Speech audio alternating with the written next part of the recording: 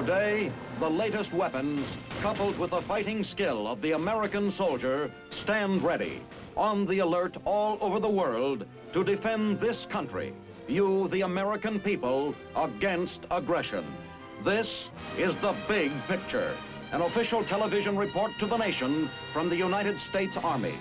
Now, to show you part of the big picture, here is Sergeant Stuart Queen. Today, the free world and the communist world are locked in a peculiar struggle for the minds of men. They have launched a subtle war of diplomatic maneuver, propaganda, deception, and calculated intimidation. It is a war of incidents rather than campaigns. It is a war in which a carefully timed show of force can be more effective than a pitched battle. It is an economic, political, and psychological struggle. It is the sort of war which is new to the American Army. Yet the stakes are the highest in history. They are the whole world and the freedom of all mankind. In this Cold War, perhaps even more than in a normal war, understanding the communist enemy is terribly important. It was to help further this end that Senator Henry Cabot Lodge sponsored the Alien Enlistee Program of 1950, now generally called the Lodge Act. Under the provisions of this legislation, political refugees from any country behind the Iron Curtain were given the opportunity of enlisting in the United States Army for a period of 5 years. At the end of this time, if their record was honorable, they could become American citizens. Today, their first-hand knowledge of communism is an invaluable asset to your Army in this strange battle called the Cold War. Right now, on The Big Picture, I'd like you to meet some of these Lodge Act soldiers. Commanding officer of one group is Lieutenant Colonel G.E. Hartel. Colonel, I wonder if you would introduce your men to our Big Picture audience. I should be very glad to, Sergeant Queen. We have with us today Sergeant Ritter, who was born and brought up in the Ukraine in Soviet Russia. And on my right, we have Corporal Falkevich, who was reared in Poland, which is now occupied by the Soviets. Colonel, could you tell our Big Picture audience briefly what the purpose of the Lodge Act is? One of the many purposes is, of course, to use a Lodge Act soldier's knowledge of communism. But he's also used as a linguist and a skilled craftsman. How do these men join the American Army? Once these men are across the Iron Curtain, it is relatively easy for them to enlist in the U.S. Army. We have some Army films which were taken earlier, which show how these men enlisted in Europe. You are now at the barrier leading into an American Army replacement center somewhere in Germany. The year is 1951.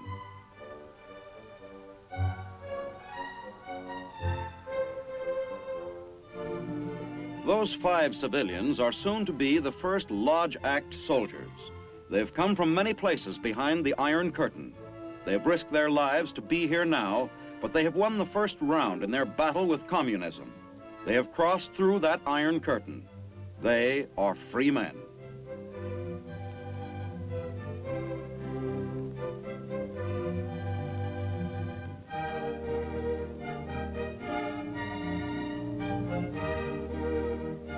Once inside the replacement center, they are sworn into the American Army. Sir, Private Admiral reporting with 2 men for enlistment. Very well. We're very happy to have you with us today, both of you. Are you ready to be sworn in? Yes, sir. You raise your right hand, please, and repeat after me. I, Arkady Rudovsky. I, Arkady Rudovsky. I, Karol Keres. I, Karol Keres, Do solemnly swear Do solemnly swear that I will bear true faith and allegiance that I will bear true faith and allegiance to the United States of America. Though their English may be poor, these men are fully aware of the responsibilities which they have undertaken. But there are opportunities, too. As they shake hands with the colonel, they know that for the first time in many years, there is hope in their future. Now American soldiers, they get acquainted with GI shoes. Ike jackets sometimes present a fitting problem.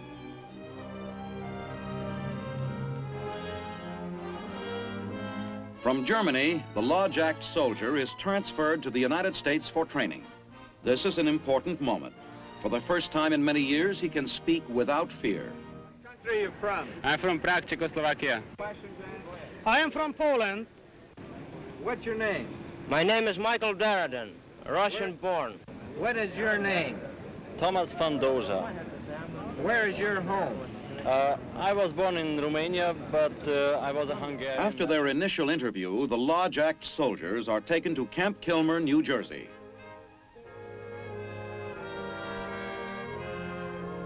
Here, it is Senator Lodge himself who greets them on behalf of the United States. He tells them that he is proud of the hand he had in helping them to freedom. He tells them that they are American soldiers now, with all the opportunities open to every American soldier.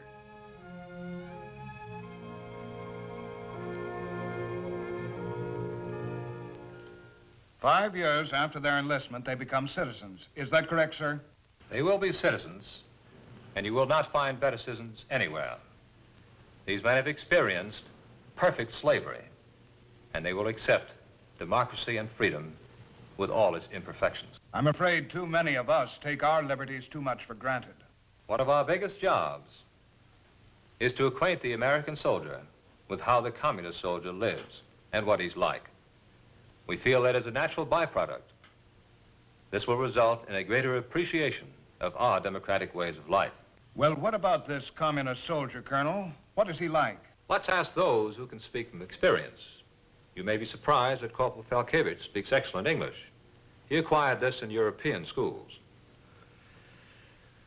To find out about the communist soldier, I think it's best to go back to the time when he's a young boy. He may live in the city or in the country. It doesn't really make much difference. Life is hard everywhere. When the time comes for him to go to school, he will be indoctrinated from the beginning, and without usually knowing it, with the strict Communist Party line. His mind, in fact, will already be molded to the shape that the communists want it to be in. Just what do you learn in school? Well, from the very earliest stages, you learn about the Communist Party, its history, its principles, about its leaders.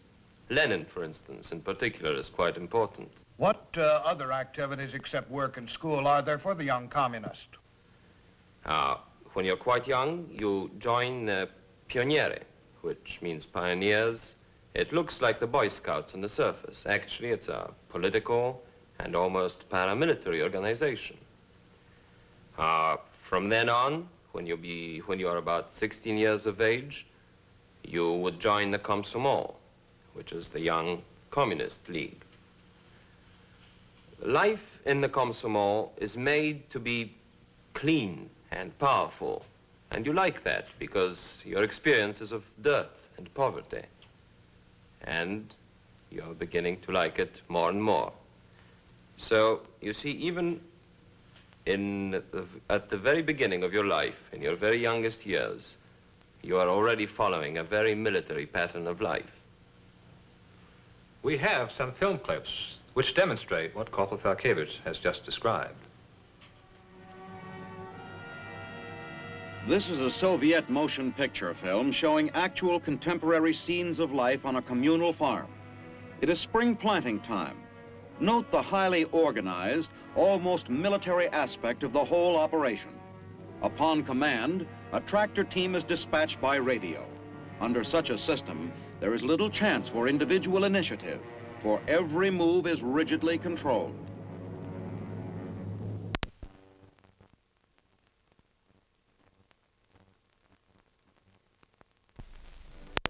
With the harvest, there is another pseudo-military operation.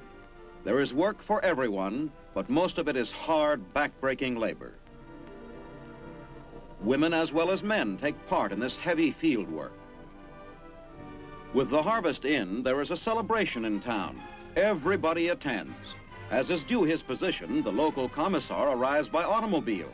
The people have come to witness the awarding of prizes to those who have served the party best during the year. The local commissar acts as MC. But the giveaways here aren't refrigerators or sewing machines. They are medals, dozens of medals to reward the hard and diligent worker. One already bemedaled woman receives another, her only reward for much hard labor.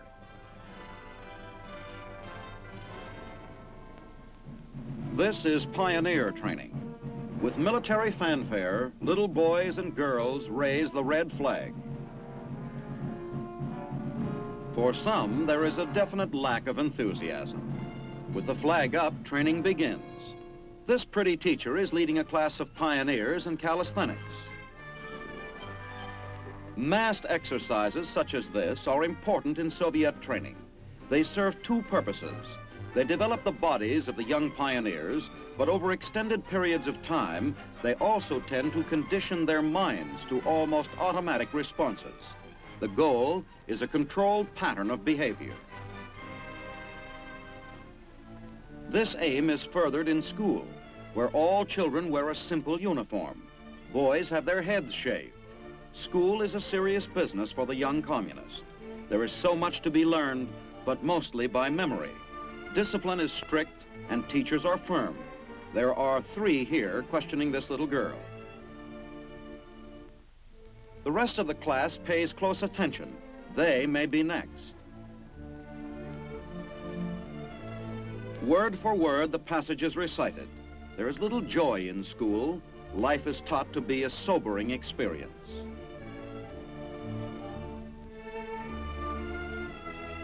Her ordeal over, the little girl sits down. To me, the faces on those school kids tell the story better than anything else. Life shouldn't be that gloomy when you're only 6 or 7. Well, you see, these children are subjected to a pattern of political and military training which they should not really have at that age. There isn't much joy in life like that. But the communist state, you will find, prefers it that way.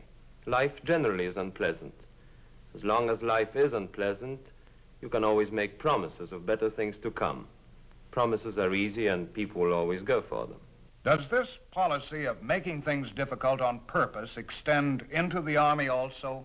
Could we ask that question of Sergeant Ritter, who's had extensive experience in how the Communist Party controls the Army? Well, Sergeant, I could tell you it does. During the training, you won't get easily a pass, not talking at all from a 3-day pass. Movies you won't find at all on the post. The training is divided in 2 main parts. It's a summer training and a winter training. Summer training is hot. You have prolonged marches, runs, do a lot swimming. The winter training is the same. You have to stay overnight, cold weather outside. You have to sleep in snow without tents, even a raincoat. But couldn't all this be termed a tough form of physical conditioning? It is a rigorous type of physical training. We have some communist film footage which demonstrates Soviet basic training. Look familiar? The American soldier goes through much the same thing in basic training. The difference is one of degree. Almost all Soviet training is field training, outdoors, despite extremes of temperature or weather. Such training makes for tough, hardy men. The communist soldier will run or crawl for literally hundreds of yards.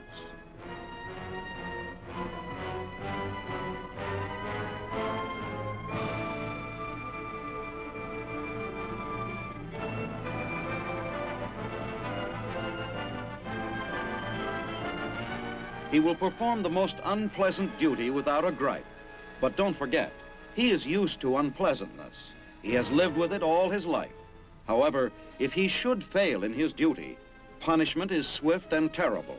An individual's life is of no value unless it conforms to the communist pattern. What you are about to see now is a field exercise in bayonet training.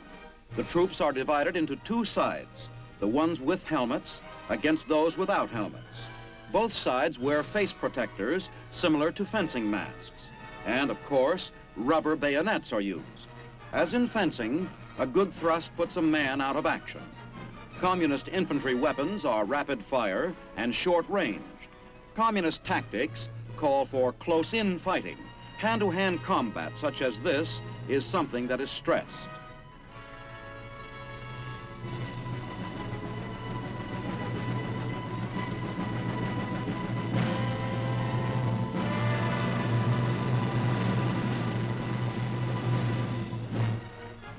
As you can see, this makes for rough and tumble, tough, realistic training.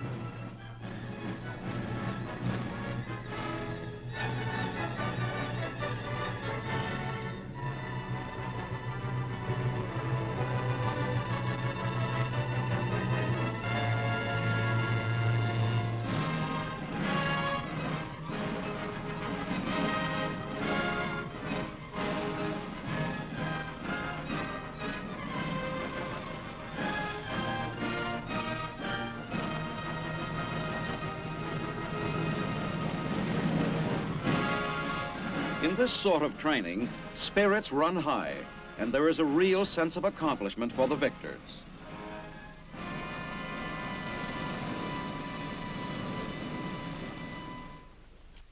But there is mental conditioning. And we have a clip from a Soviet propaganda film which has shown Soviet troops regularly. After a day of hard work in the field, these men will be subjected to the lies contained in these films. These are newsreel clips of isolated incidents from our past.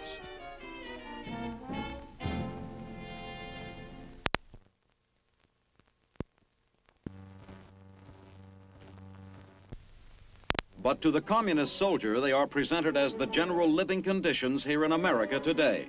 It is with this sort of distortion of truth that the communists build their Hate America campaign. They say that riots are prevalent because food is wantonly destroyed by the greedy capitalist to keep the prices high. They imply there is much discontent in this so-called land of liberty. Films such as this one are shown almost daily to communist armies. The purpose of these films, of course, is to create controlled attitude among soldiers. We have touched on this before, Colonel, but I wish either you or your men would clarify it a bit more for our big picture audience. Let's ask Corporal Falkevich. Well, I think the point is here that all communist armies are not just military organizations. There are also very powerful political organizations. You see, at the head of every single unit, there stand two men. One, the commanding officer. The other is a politruk, or political officer, who is a member of the Communist Party. What is the function of this political officer? He is an attitude maker. He has more power in many cases than the unit commander. But we must look for the function of this individual to the basic documents by which he operates.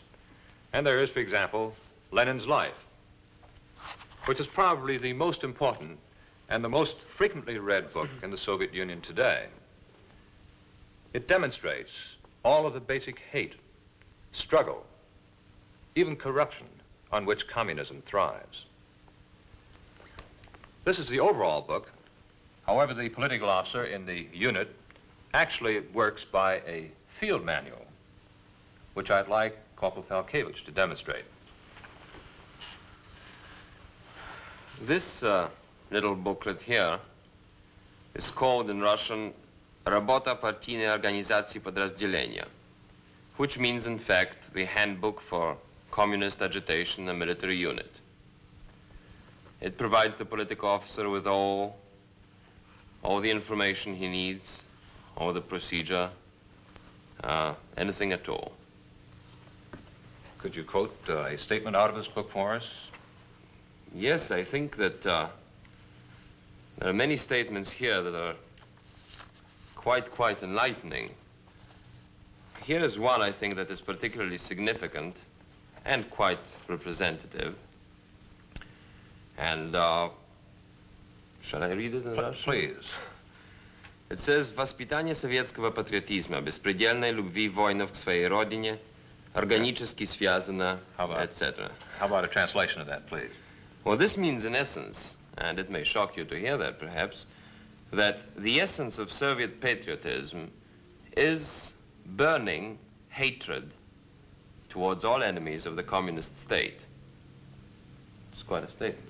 Yes, and of course this hatred is the tool with which the political officer works within his unit, and the tool with which the political officer compromises the unit commander in many cases.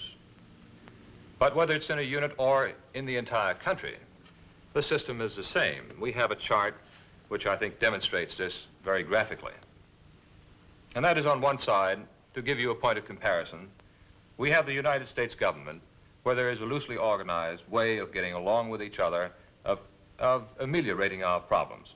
On the other side of the Iron Curtain, in Soviet Russia, we have a centralized government